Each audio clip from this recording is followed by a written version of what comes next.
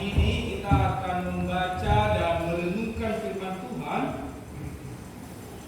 Ambil dari surat Roma pasal 8 ayat 6 sampai ayatnya yang ke-11.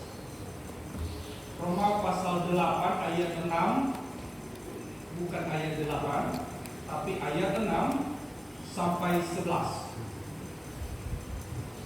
Saya akan baca kepada kita, beginilah firman Tuhan.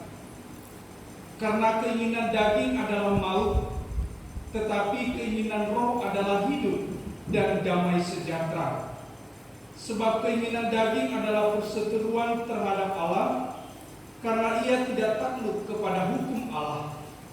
Hal ini memang tidak mungkin baginya. Mereka yang hidup dalam daging tidak mungkin berkenan kepada Allah. Tetapi kamu tidak hidup dalam daging, melainkan dalam roh. Jika memang roh Allah diam di dalam kamu, tetapi jika orang tidak memiliki roh Kristus, ia bukan milik Kristus. Tetapi jika Kristus ada di dalam kamu, maka tubuh memang mati karena dosa, tetapi roh adalah kehidupan oleh karena kebenaran. Dan jika roh Dia yang telah membangkitkan Yesus dari antara orang mati diam di dalam kamu, maka Ia yang telah membangkitkan Kristus Yesus dari antara orang mati akan menghidupkan juga tubuhmu yang fana itu oleh rohnya yang diam di dalam kamu. Shalom. Yahoo. Perang semangat. Shalom. Roh Kudus itu menghadirkan sukacita. Amin. Amin. Karena itu hari ini Anda harus bersukacita. Beri senyum kepada kiri kanan. Tidak kelihatan karena ada masker. Tetap kelihatan. Bapak Ibu pakai masker dan Anda senyum, itu tetap bisa dirasakan oleh kiri kanan. Bapak Ibu dan saudara yang dikasihi Tuhan, kita bersyukur pagi ini kita diizinkan Tuhan berkumpul bersama di sini dalam Minggu Pentakosta atau memperingati hari turunnya Roh Kudus. Kalau ini namanya memperingati, bukan berarti hari ini turunnya Roh Kudus, tetapi sudah terjadi beribu-ribu tahun yang lalu. Sebagaimana Yesus janjikan sebelum Dia naik ke surga, Ia menjanjikan seorang penolong, seorang penghibur bagi murid-muridnya yang gelisah, yang galau, yang takut. Bagaimana kami melanjutkan hidup? Yesus yang kami ikuti selama ini begitu berkuasa, mampu menyembuhkan, mampu menolong kami, mampu menghibur kami. Dan sekarang Ia harus meninggalkan kami naik ke surga. Yesus tahu kegalauan itu. Yesus tahu ketakutan itu. Dan Ia katakan, jangan takut. Aku akan meminta kepada Bapa supaya Ia memberikan seorang penolong yang lain bagimu, yaitu Roh Kudus, atau sering juga disebut sebagai Roh Kebenaran. Dan itu digenapi, yaitu 10 hari setelah Yesus naik ke surga, atau kalau dihitung setelah Ia bangkit itu 50 hari. Tepat pada hari ke-50, Roh Kudus itu turun atas murid-murid Yesus di hari Pentakosta. Peristiwa turunnya Roh Kudus itu kita bisa lihat di dalam Kisah Para Rasul pasal 2 ayat 1, 2, 3, 4, dan 5. Juga ayat-ayat berikutnya dijelaskan di sana bahwa ketika murid-murid Yesus beserta orang-orang dari berbagai tempat berkumpul di Yerusalem pada hari Pentakosta, lalu tiba-tiba turunlah Roh Kudus atas mereka. Ada tiupan angin memenuhi ruangan tempat mereka berkumpul, dan nampak seperti lidah-lidah api menghinggapi mereka satu persatu. Dan pada saat itu mereka dipenuhi oleh Roh Kudus. Roh Kudus telah turun sebagaimana Kristus telah janjikan sebelum Ia naik ke surga. Dan hari ini, Minggu Pentakosta, kita mengenang kembali, kita memperingati kembali bahwa Roh Kudus itu telah turun sebagaimana Kristus telah janjikan. Dan kita percaya bahwa Roh Kudus yang sama yang turun atas murid-murid dulu beribu-ribu tahun yang lalu itu, Roh Kudus yang sama juga telah turun di dalam hidup kita masing-masing. Amin. Roh Kudus itu telah ada di dalam hati, di dalam hidup setiap kita. Karena Yesus juga berjanji bahwa orang yang percaya itu akan menerima Roh Kudus. Dan tema kita pagi ini adalah hidup dalam Roh. Kita ucapkan bersama-sama 3, 2 ya. Hidup dalam Roh. Bapak Ibu dan Saudari yang dikasihi Tuhan, dari tema ini, hidup dalam Roh, kita akan fokus pada 3 hal saja. Yang pertama adalah soal siapa saja orang-orang yang hidup dalam Roh. Siapa saja orang-orang yang hidup dalam Roh? Istilah roh dalam bahasa Ibrani itu ruah, yang dulu dipakai oleh Allah atau dipakai oleh penulis Alkitab ketika menggambarkan bahwa Allah itu memberikan nafas hidup kepada ciptaannya. Sejak manusia diciptakan, sesungguhnya roh Allah, ruah itu, nafas Allah itu sudah ada di dalam hidup kita. Sehingga Allah balik ke dadanya hanu-hanu lumalang. Ada roh Allah di sana. Lalu di dalam perjanjian baru dipertegas lagi bahwa roh Allah itu adalah Roh Kudus. Dan itu hidup mendiami orang-orang yang percaya kepada Yesus Kristus. Orang yang sudah percaya kepada Yesus Kristus tak terkecuali sudah menerima Roh Kudus itu. Jadi jangan lagi katakan, apakah saya ini sudah menerima Roh Kudus atau belum lah ya? Sudah. Siapapun kita tak terkecuali, bukan hanya pendeta. Bapak Ibu semua sudah menerima Roh Kudus itu. Sudah ada. Itu janji Yesus dan sudah ditepati. Anda percaya bahwa Roh Kudus itu ada dalam hatimu? Amin.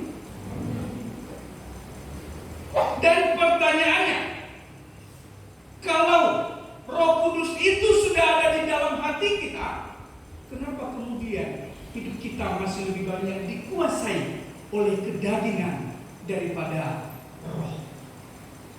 Bapak Ibu dan Saudari yang dikasihi Tuhan, kita masuk pada poin yang kedua, yaitu apa karakteristik orang-orang yang sudah hidup di dalam roh.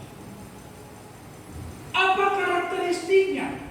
Apa yang membedakannya dari orang-orang yang masih hidup dalam kedagingan? Di dalam Roma pasal 8 ayat 6 sampai ayat 11 yang tadi kita baca, itu dimulai di ayat ke-5, dikatakan bahwa memang ada 2 yang selalu berjuang dalam hidup kita untuk menguasai hidup kita, yaitu 2 keinginan, yaitu keinginan daging dan keinginan roh. Meskipun kita sudah menerima Roh Kudus, bukan berarti kedagingan itu tidak berusaha menarik kita untuk mengikuti keinginannya. Makanya nanti kalau kita lihat, ya dia sih orang Kristen, tapi kelakuannya tidak menunjukkan karakter Kristen. Hidupnya seperti bukan orang Kristen. Padahal kalau sudah menjadi orang Kristen, pengikut Kristus, sudah ada Roh Kudus dalam hatinya. Tetapi mengapa hidupnya masih jauh dari karakter itu? Bapak Ibu dan Saudari yang dikasihi Tuhan, Paulus lebih lanjut menjelaskan soal perbedaan utama karakter manusia yang hidup dalam roh dengan manusia yang masih dikuasai oleh keinginan kedagingannya. Itu kita bisa lihat di dalam Galatia pasal 5 ayat 16 sampai ayatnya yang ke-26. Di sana dijelaskan bahwa ada keinginan daging dan ada juga keinginan roh yang saling berjuang untuk mengisi dan menguasai hati setiap manusia. Di dalam Galatia 5 ayat 19 sampai 21 disebut bahwa karakteristik keinginan daging itu adalah percabulan, kecemaran, hawa nafsu, penyembahan berhala, sihir, perseteruan, perselisihan, iri hati, amarah, kepentingan diri sendiri, percideraan, roh pemecah, kedengkian, kemabukan, pesta pora, dan sebagainya. Paulus merinci ini, bahwa meskipun kita sudah menjadi Kristen, bahwa meskipun Roh Kudus sudah dicurahkan atas kita, tetapi ada keinginan daging yang senantiasa mengintai dan berusaha menguasai hidup kita. Jika Bapak Ibu masih merasakan iri hati terhadap sesamanya, hati-hati. Itu tanda-tanda keinginan kedagingan masih menguasai. Ketika hawa nafsu masih meliputi, hati-hati. Itu berarti keinginan kedagingan masih menguasai. Hawa nafsu ini tidak melulu soal seksualitas. Hawa nafsu ini juga soal keserakahan. Kemarin di sermon dibahas soal hawa nafsu ini adalah soal keserakahan juga. Ingin menguasai segala sesuatu, bahkan yang punya miliknya pun hendak diambilnya juga. Itu hawa nafsu. Hawa nafsu akan harta dunia. Kalau itu masih ada dalam hati kita, masih ada dalam hidup kita, maka hati-hati, keinginan kedagingan masih menguasaimu. Mudah-mudahan keinginan kedagingan ini tidak lagi berkuasa atas kita. Amin. Paulus mempertentangkan itu, bahwa hendaknya orang-orang yang hidup dalam roh, karakteristiknya harus 180 derajat berbeda dari keinginan daging. Apa itu? Diuraikan lagi di dalam Galatia pasal 5 ayat 22 sampai 23, yaitu sudah ditempel di tembok kita. Dan mari kita ucapkan bersama-sama. Bapak Ibu lihat di sebelah kiri ada spanduk di sana. Kita ucapkan 1, 2, 3. Kasih, sukacita, damai sejahtera, kesabaran, kemurahan, kebaikan, kesetiaan, kelemah lembutan, permasalahan. Ini karakter. Jadi tanda-tanda orang yang sudah hidup dalam roh itu tandanya apa, Pak? Tandanya apa? Yaitu Anda yang hidup dalam kasih, itu berarti Anda mengikuti keinginan roh. Bapak Ibu yang hidup dalam sukacita, itu berarti Bapak Ibu sudah dipenuhi oleh roh. Itu tadi kenapa kemudian saya minta Bapak Ibu memberi senyum kepada kiri kanan, karena kadang-kadang kita meskipun di dalam gereja, tapi hati kita, wajah kita masih diliputi seperti suasana hati yang baru saja kehilangan pacar, baru saja kehilangan orang yang sangat kita cintai. Tidak ada sukacita, tidak ada damai sejahtera, tidak memberi senyum kepada sesamanya, tidak memberi sekedar senyum saja, say hello ya oh, tidak. Tapi masuk gereja, masuk saja, kiri kanan nggak peduli siapa. Sukacita. Lalu ada kesabaran, ada kemurahan. Ini kemurahan juga sangat penting Bapak Ibu. Kemurahan ini adalah kesediaan berbagi. Orang yang sudah hidup di dalam roh, mereka sudah tidak lagi dikuasai oleh keinginan diri mereka sendiri, tetapi mereka mau berbagi dengan orang lain. Mereka mau berbagi apa yang Tuhan berikan kepada mereka. Mereka mau berbagi kepada sesamanya. Ini namanya kemurahan. Berbagi berkat dengan orang lain. Banyak orang sudah diberkati berlimpah-limpah.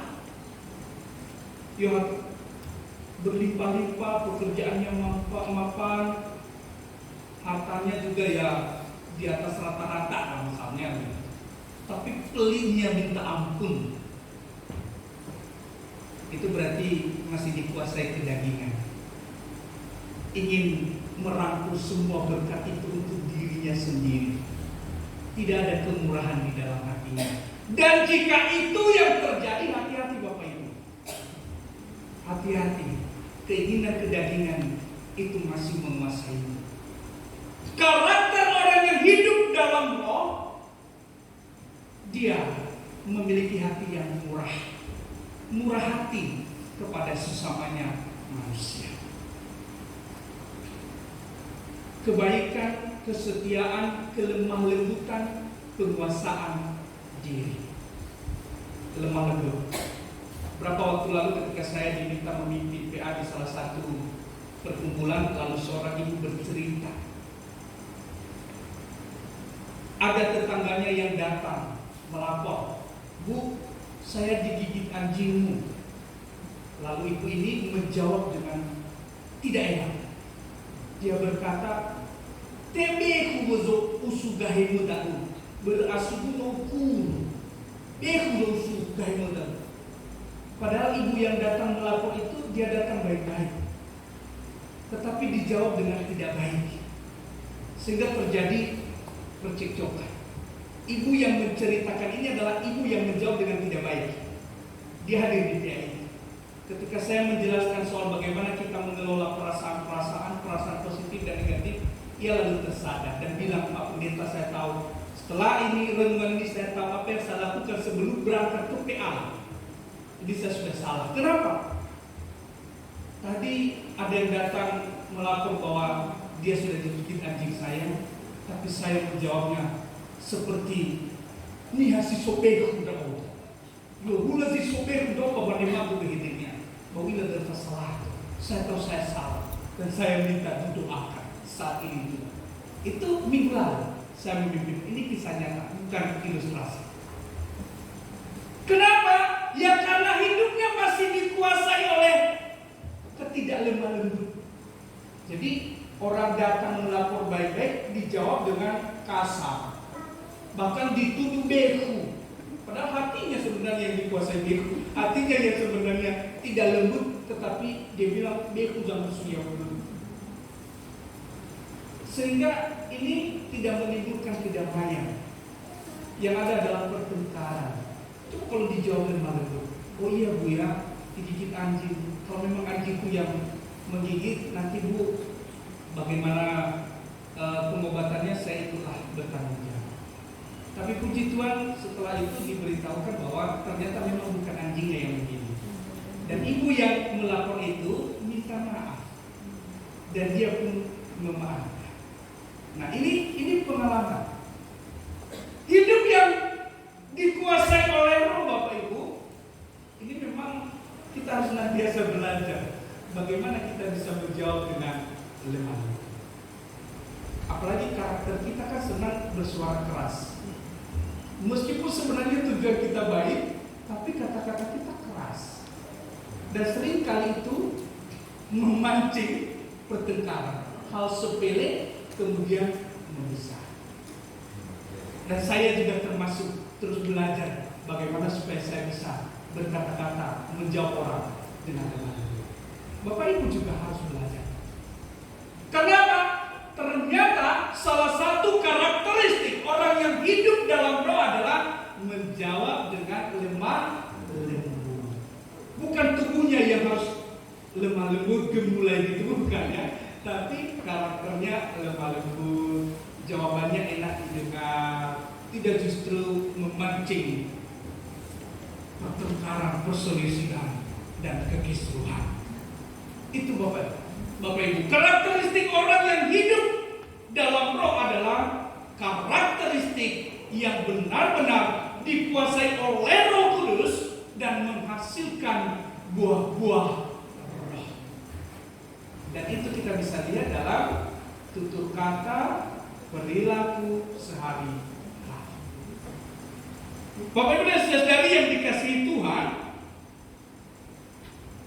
Galatia 5 ayat 2 berkata, jikalau kita hidup oleh Roh, baiklah hidup kita juga dipimpin oleh Roh. Jadi meskipun kita ini sudah hidup dalam Roh, tapi kalau kita masih dipimpin oleh kedagingan, maka sesungguhnya kita belum benar-benar hidup dalam Roh. Menarik Bapak Ibu, Paulus berkata di dalam 1 Tesalonika pasal 5, dia berkata pasal 5 ayat 19, dia berkata, jangan padamkan roh. Sekali lagi, janganlah padamkan roh. Itu artinya apa? Roh Kudus itu sama karakternya dengan Allah, sama karakternya dengan Yesus Kristus, yang tidak suka memaksakan orang mengikuti kehendaknya. Roh itu tidak memaksa kita untuk seperti mengasihi, untuk bersukacita, untuk melakukan damai sejahtera. Dia tidak memaksa kita. Sehingga kalau kita masih hidup dalam kedagingan kita, maka roh itu padam. Ini juga kenapa simbol yang dipakai ketika turun Roh Kudus itu, ia turun dalam rupa lidah api. Semangat yang berkobar-kobar, tetapi itu bisa dipadamkan. Walaupun dalam beberapa kesempatan ketika Allah atau ketika Yesus Kristus atau ketika Roh Kudus itu berniat memaksa, ia juga bisa melakukan. Seperti ketika memaksa Paulus untuk bertobat, itu bisa. Tetapi itu tidak untuk semua orang. Tuhan mau kita ini mengelola hati kita, mengelola roh yang ada di dalam diri kita, mengelola hidup kita, supaya segala keinginan kita tundukkan kepada keinginan roh. Bukan kita tundukkan pada keinginan kedagingan kita. Karena itu dia berkata, jangan padamkan roh. Sehingga walaupun Roh Kudus sudah ada di dalam diri kita, kalau kita masih hidup dalam kedagingan, maka jangan heran kalau hidup kita seperti tidak ada roh lagi. Hidup kita seperti bukan orang-orang Kristen lagi, karena kita masih mengikuti keinginan kedagingan kita. Harapannya, momen hari ini memperingati Pentakosta atau hari turunnya Roh Kudus, ini akan membangkitkan semangat kita untuk lebih lagi hidup di dalam roh. Amin. Yang ketiga, terakhir, apa hasil akhir dari hidup dalam roh? Kita sudah tahu tadi, siapa yang hidup dalam roh adalah semua orang percaya. Kita juga tahu apa karakteristiknya, yaitu kita lihat dari buah-buahnya. Dan sekarang apa hasil akhir dari hidup dalam roh itu? Kita bisa lihat misalnya dalam Roma pasal 8 ayat 6 yang tadi kita baca.